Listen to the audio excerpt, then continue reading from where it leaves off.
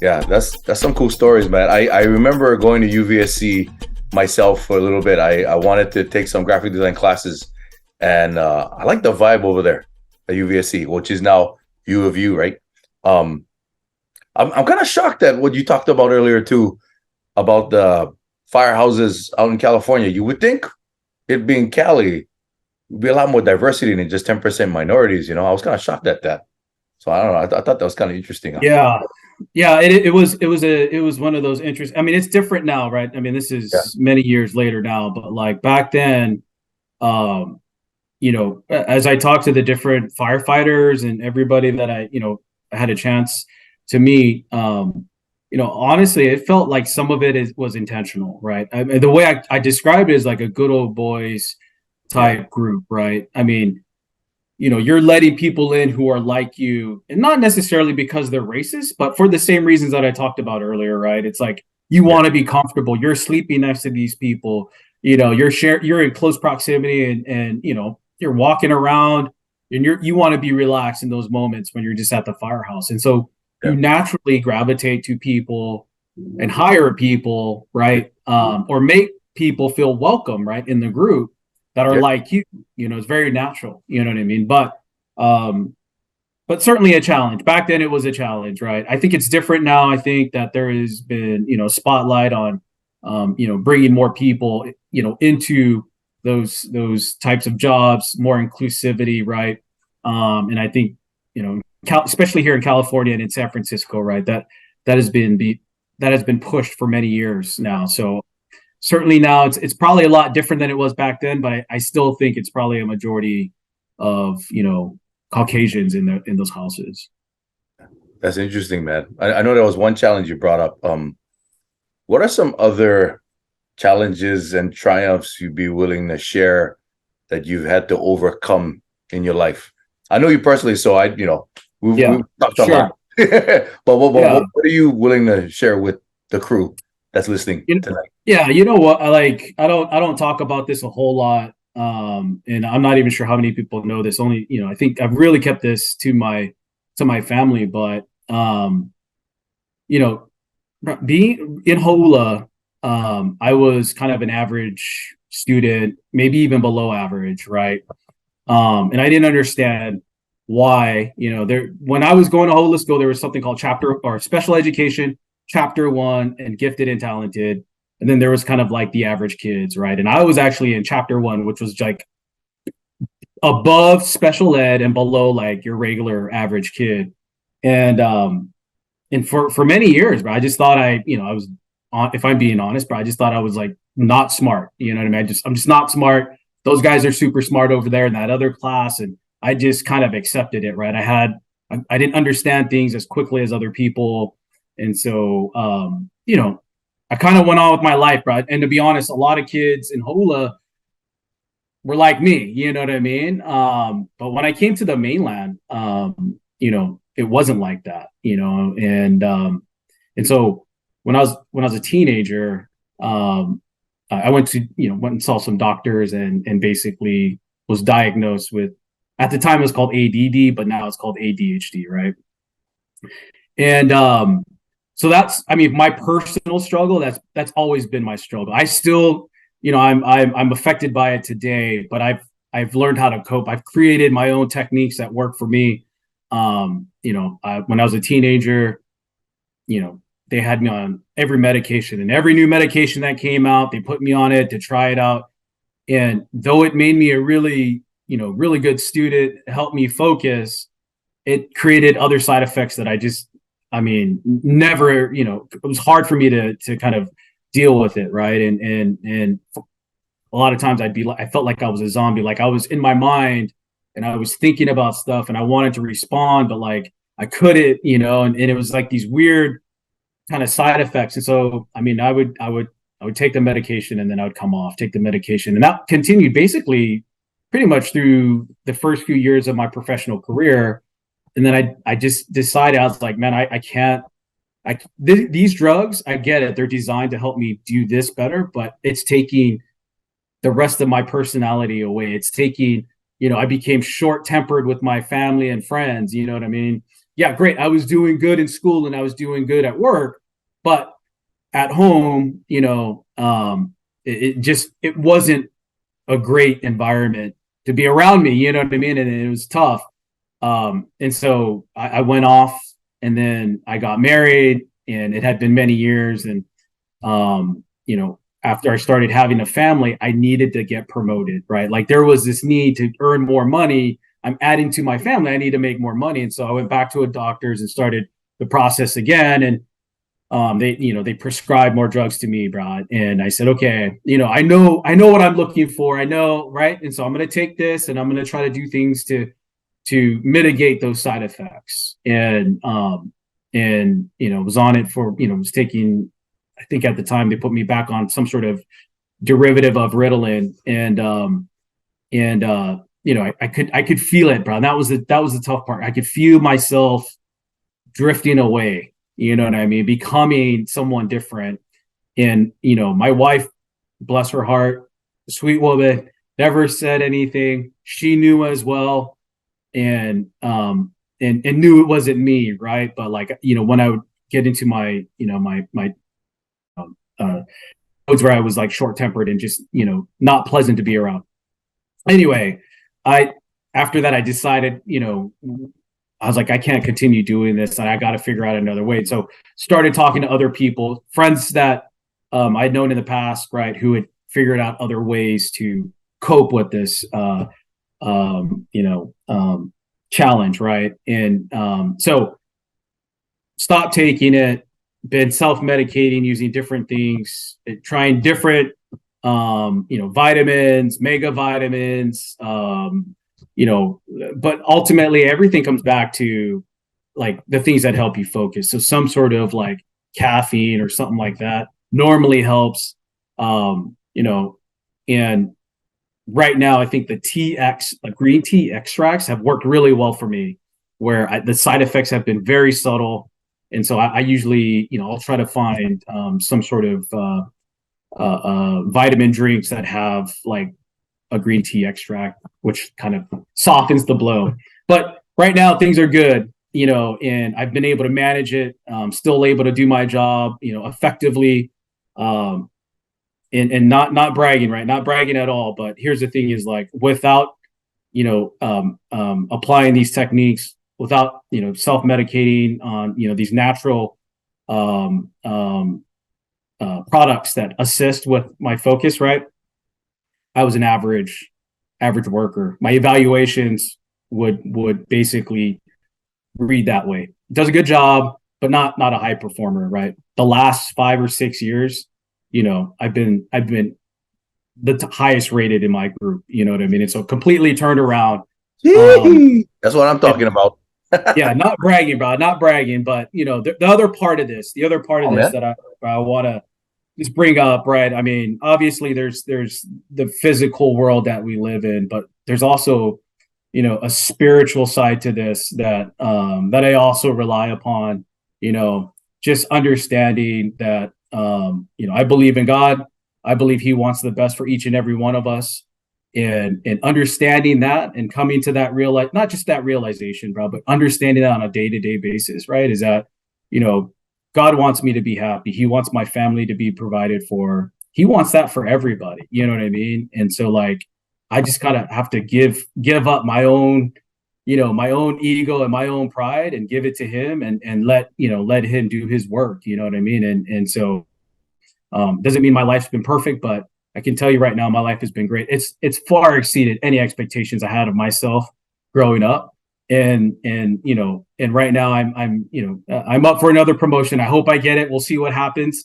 It will change my life. It'll change my kids' life. It'll change my grandkids' life. And I hope, I'm hoping that I'm working towards that, and that a lot of this, right? A lot of this is just because, one of the things I grew up, learning from my family is just, you got to keep, right? You just cannot quit, right? Like you got to set a goal and you keep driving to that goal, right? And not giving up. And, being in sports, helps with that. But I would say having different life experiences, meeting different people, you know, and getting backgrounds and understanding the things that other people have done, you know, that helps you change your view on life, your perspective. Like, man, if that person over there can do it, I certainly can do it. And so if that was like if there's one thing I would say to the brothers out there, man, just look to the brothers that are successful. You know what I mean? You know, there's a lot of boys out there who are doing great things, man. And you've had on a couple of guys already, and it's been awesome to hear from them. Certainly motivates me to do better, you know, and push, you know, and so you know, find somebody out there, bro. Like, talk to your friends. I guarantee you, there's somebody you know who's doing really well, who's had to overcome something. No one has had it easy, but just keep reaching out, keep talking, bro. Listen, especially, you know, reaching out to the brothers, bro, because like, listen, we all came from Hawaii, right? And we all have our own story. We all have our own background, our own challenges that we went through. But I can guarantee you that you know, you can find strength and motivation hearing what they had to go through, you know. And believe me, if you need support, there's plenty of brothers out there to support you. I mean, me, you, right? You had Maka on earlier. I mean, it's not like, if you need help, bro, I guarantee you, someone, especially in this group of, you know, Hawaiians out there, bro, they would love to help, bro. They, you know, I think Nolan was talking about him growing up and just, you know, how his dad instilled in him to help each other and kokua, right? Like, that's 100%. I believe that, bro. Almost, you know, every Hawaiian that I've ever met has always been supportive of me and has always, you know, put out their hand and say, hey, bro, tell me what I can do for you. And so, you know, if you're out there, you feel like you're alone, bro, reach out to me, reach out to Gavon, reach out to somebody, bro. You know, hit us up, because, you know, believe me, I feel great and honored to be where I'm at, but I feel even better to bring people with me or to help support somebody whatever direction they're going. If I can help them, I'd love to do it, you know? Yeah, that last part, is there a way that people can get in contact with you if they ever needed to get accounting advice or any type of like professional development help? Or So I will say, like, the type of work that I do, I work for multinational companies, so global companies. The type of accounting, I do taxes, international tax, and so the type of, you know, work or services I provide really apply to multinational companies. I mean, I know a little bit about individual tax and things like that. Obviously, I do my own tax and some of my family members, but most of my knowledge is in that corporate space. I don't have like a Twitter or Facebook. I mean, I'm on Facebook, I'm on Twitter. I think my daughter signed me up for Instagram. But I don't really use them that often, but certainly, you know, hearing, you know, a couple of the guys you talked to, bro, has really inspired me to like look back at that, bro, and just maybe be more available to people. Because I can tell you the same story I told you about, you know, minorities being in the firehouses, bro. When I started my career, the guys at the very top, all Hau'ula men, no women, like one or two women, no minorities, right? That's how it was at the top. That's changed over the years as well. But I can tell you right now, there ain't no Hawaiians at the top right now. And if there are, I don't know them, which would be rare, you know, because I know a lot of people in my firm just because that's what I'm aspiring to be.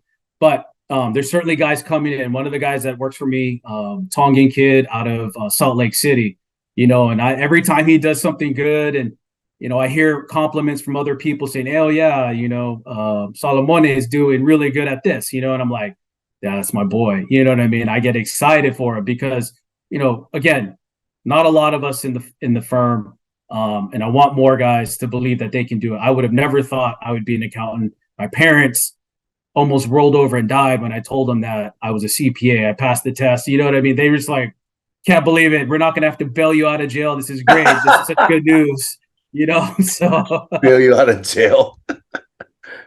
You're responsible now. This is an amazing thing. We've done it, right? Like we got you to be a responsible human being. So yeah. Yeah, I think you turned out pretty good, bro. Oh man.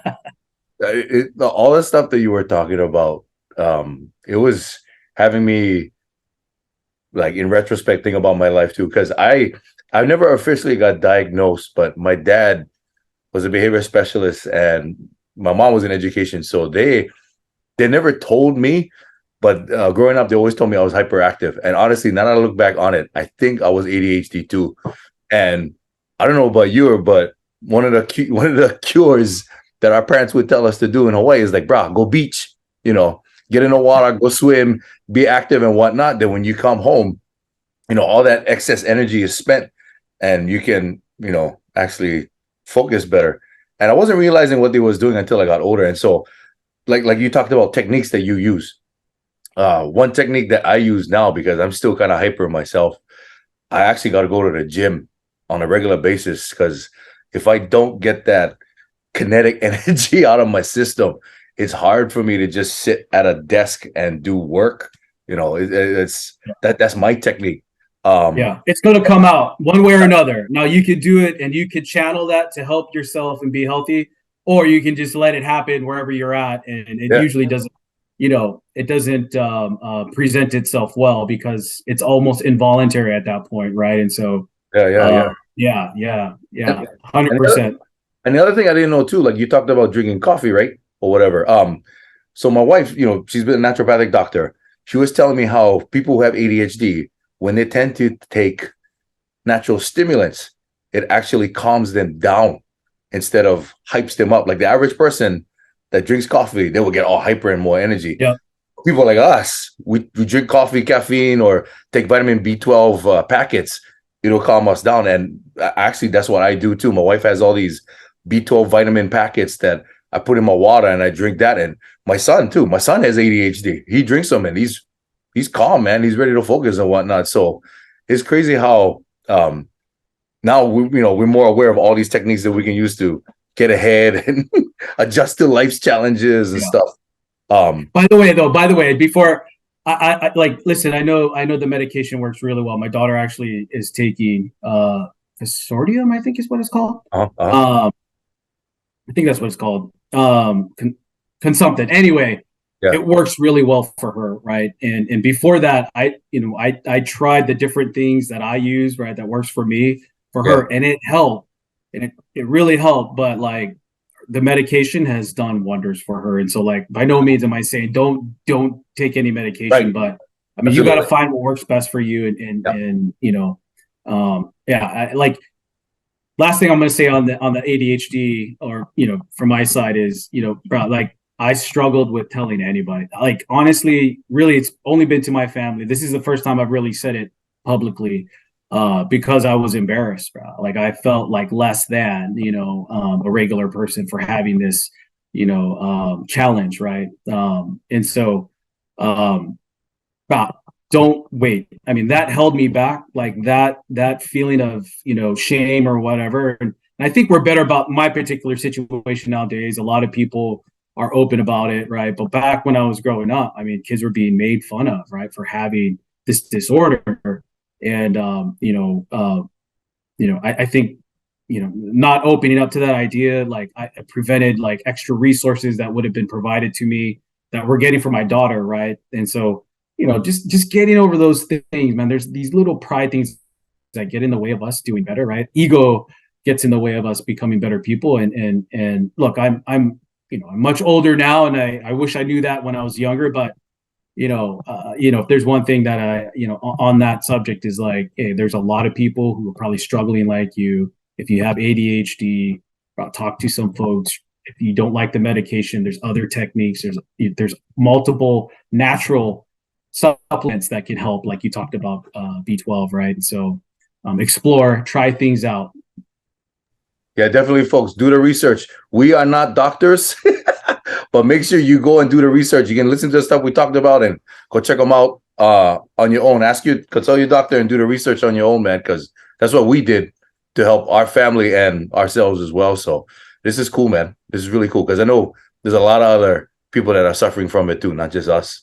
Right. Right. The other thing, that got me too was when you talked about um, networking, making connections with different types of people. I noticed one common thing about our crew, about our group. There's always like a sense of we network a lot. Like there's a lot of people that we know, and we always associate with each other. And I feel your guys' influence has been very good on me, and that's why I like keeping in contact with you guys because the influence you guys have on me is good. You know, all good brothers, got your values. You guys get good family values. You guys are, ambitious, got goals in life, and yet you guys are centered in God too. Which is helpful. And that's been very helpful for me. And so I can only be grateful for having friends like you guys. It's just kind of sucks that we're all separated from by an ocean. And I don't know. I'm hoping one of these days everybody will migrate back to the motherland. I mean, there's a few of us already here. We're just waiting for the rest to make the commute. I know Martin was saying he's on his way. Well, bro, I will say this. I like 100% that long. We're moving back. Me and my wife are going to end up back in Hawaii, no doubt. I mean, we're trying to make that. We're planning for that already. We're looking at places and looking at opportunities for us to move back. There's no place like home, right? And there's no place like Hawaii. And we always talk. I mean, you hear about it all the time. The Aloha Spirit, right? And aloha. But what I will say, one of the things that's beautiful to hear from people here on the mainland is their interactions with people from Hawaii. And it's always the same. Oh man, they're such good people. Like, oh, they did this. We didn't even know them. They came over to our house and, brought this and this, right? Was humble, might have been treats or snacks or macadamia nuts, whatever it is, right? Like, but they share. When I tell them I'm from Hawaii, they're like, oh, I know this person from Hawaii, and they start telling me what that person, what type of person they are and how much aloha they share. Now they don't say aloha, but what they're describing is that aloha, bro. And that's one of the things I feel like, has been an awesome experience for me is because I love when people share their culture with me, and I love to share our culture with them. I'll really quick, but I'll tell you this quick story. We were at Disneyland over the Thanksgiving break, and it was me and my wife and two of my daughters. We were waiting for this little train ride that goes around the whole park, and we're standing there. And this guy, I had a stroller in my hand, and he had a stroller in his hand, and he looked tired. It was late in the day, and I said, "Oh, buddy, it's almost over. Just one more hour, and then the park is closing. You're almost there." And he looked over at me, and he was like, "I'm gonna make it. You gonna make it?" And I was like, "I'm gonna make it." And he was like, we just started talking. And I don't know what made him say this, bro, but I was asking him about his work, and he goes, "Oh yeah, I'm a probation officer, and yeah, man, I got a local brothers who work with me." And I was like, "Whoa!" Like I looked at him, and I was like, Brothers. right? What's this? And he was Mexican, right? Clearly Latin, right? And I was like, okay. And I was like, "Oh, you know the brothers?" And he was like, "Yeah, bro." He's like, "I know the brothers, man. They're good people." And I looked at him. He goes, "That's how I knew you were a brother too." And I was like, "What?" Like, he's like, "Just the way you talk, bro. Just the way you talk. Just how you are. You know what I mean? I can see how much you love your family." And I mean, he was saying things to me, and he was able to recognize me as being a brother because he works with other brothers, right? And he's like, "Yeah, I got a lot of boys from Hawaii that I work with." And he's like, "Man, good people, you can just something about those people from the islands, you know what I mean?" And I like, bro, it was freezing that night in Disneyland, but man, it warmed my heart, bro. I was just like, that is so awesome. You know what I mean? That he recognized not being from Hawaii, he never been to Hawaii, but he recognized, the aloha that his friends had for him. And somehow I only had a short conversation with him, but somehow he realized, I was from Hawaii. It was kind of cool experience, to hear that. so yeah, bro, I think part of our calling, just being Hawaiian, transplants from Hawaii to here, or even even if you grew up here in the mainland, like my kids, bro, they basically grew up here. Um, to still show that aloha, bro. Just I mean, bro, it's free, and it's free to give out, bro. And all when you put aloha out, man, it all comes back in one way or another. You know what I mean? And so, pretty cool experience for me. Meeting a stranger and him recognizing that I was from Hawaii, even though he's never been himself. That's cool, man. Because all you guys exemplify that. That's super cool, brother. Um, Mike, I gotta say mahalo, man, for doing this session. Um, I as soon as I put this up, there's gonna be a lot of people seeing this for sure. Because I'm putting on my Facebook, YouTube. I'll send you the link too as well. But I talked about it with somebody else too about this whole idea that maybe the Aloha Spirit might be kind of dying, especially in Hawaii. Like one of my friends and I were talking about it. Is like here in Hawaii, it almost feels like that Aloha Spirit is kind of dwindling off, just because I mean it's still there, but it's not as strong as it used to be, because I think people are getting exhausted of give, and getting stuff taken so much, But hearing stories like yours about people not from here that feel that and are trying to perpetuate that Aloha Spirit somewhere else, that's hopeful. Yeah. I think that's hopeful for a lot of guys that live over here in Hawaii too. So that's a good thing. That's a really good thing. Good to hear. But why do you think that is though? Why do you think Yeah. what's going on? Like, is it the stuff that that's being pushed on the news? Is it other stuff? Is it more at the local level, or is there something happening in Hawaii that's changing people? Yeah, I think if I'm gonna be real honest about it, like for example, growing up as a kid, right? I was so used to when we driving. I mean, something simple like this: when we driving down on a freeway, somebody let you in, you say thank you. I saw that so often before.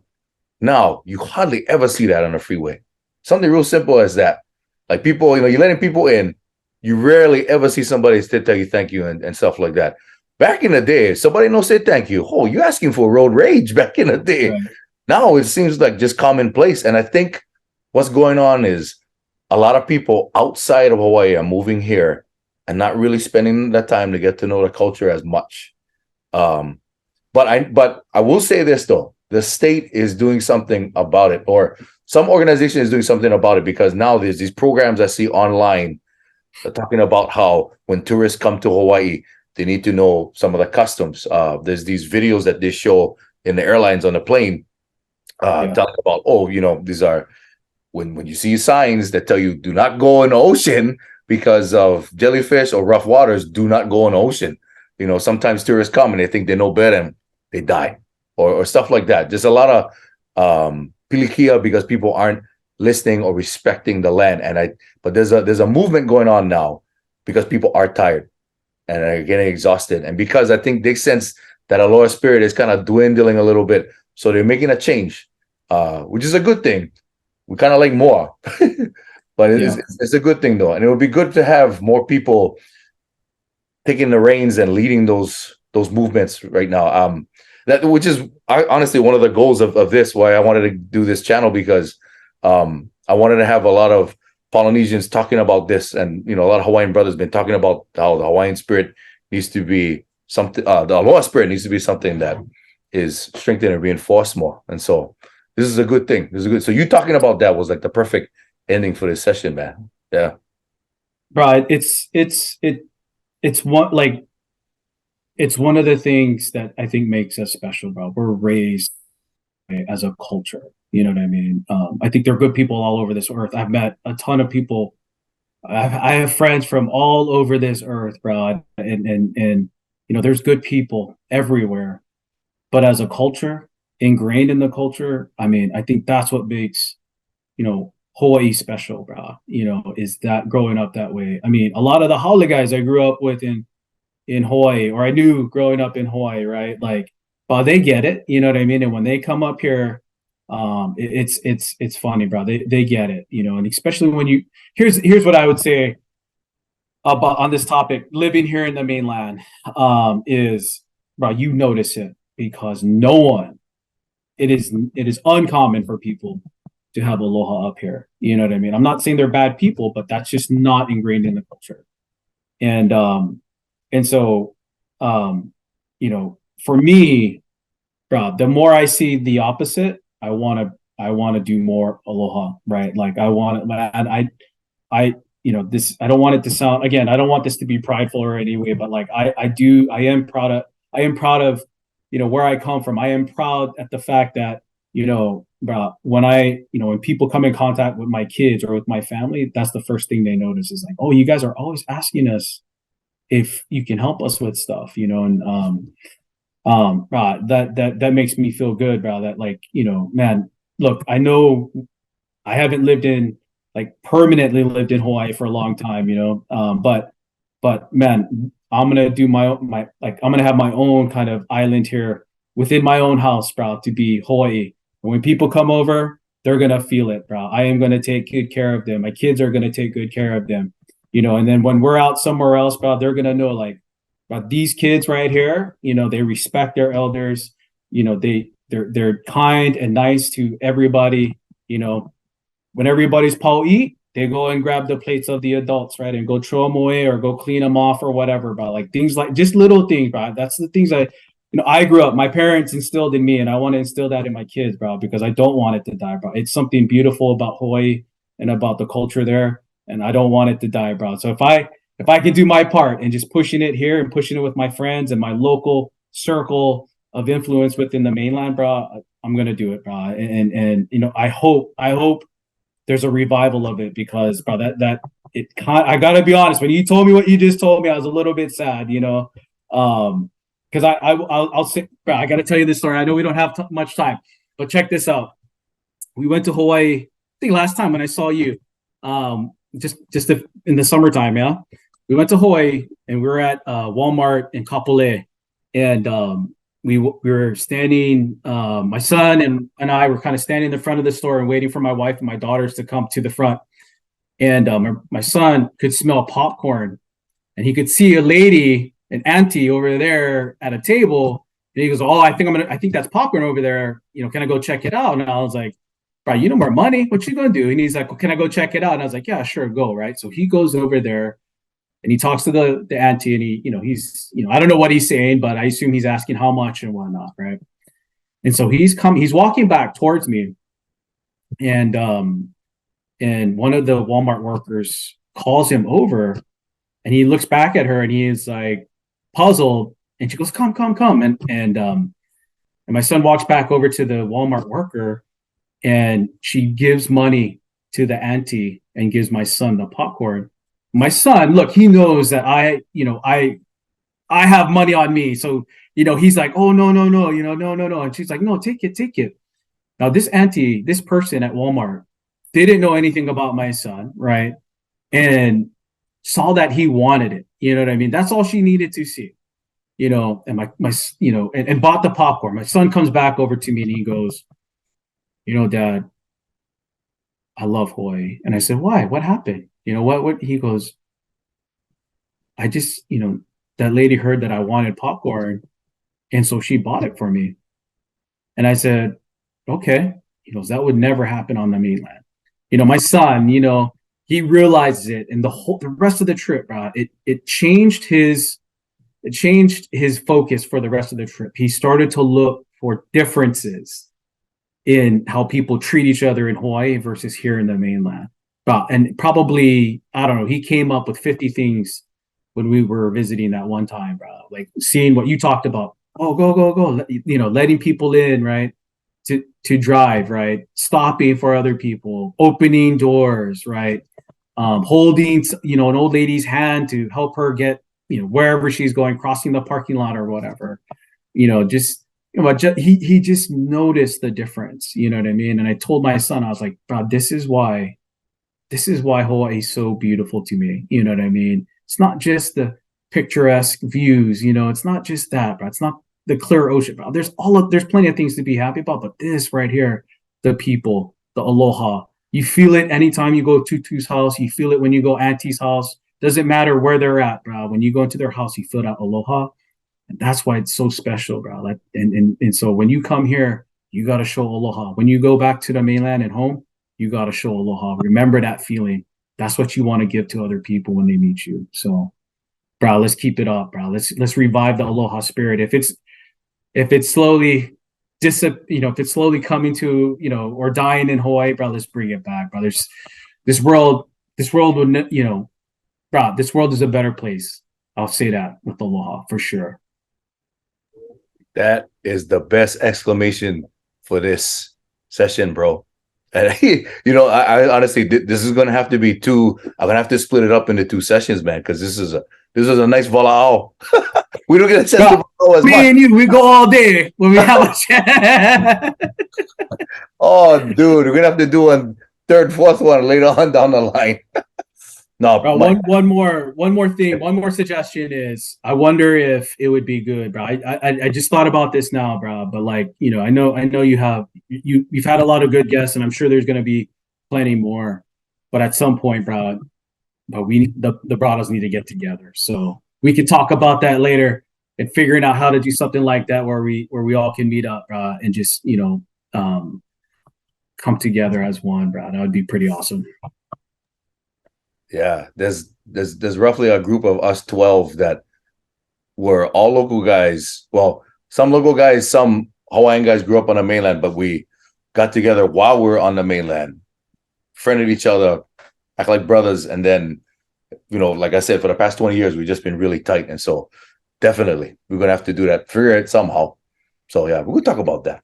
We'll talk about that for sure, bro. We'll make that happen. We'll make it happen. Mike, love you, brother. Thank you for doing this. Love you too, Coin. Yeah. But folks, tune in for another episode of Ho'ikaika coming up later on this week. Thank you for listening in, and we'll catch you later. Aloha. Aloha, everybody.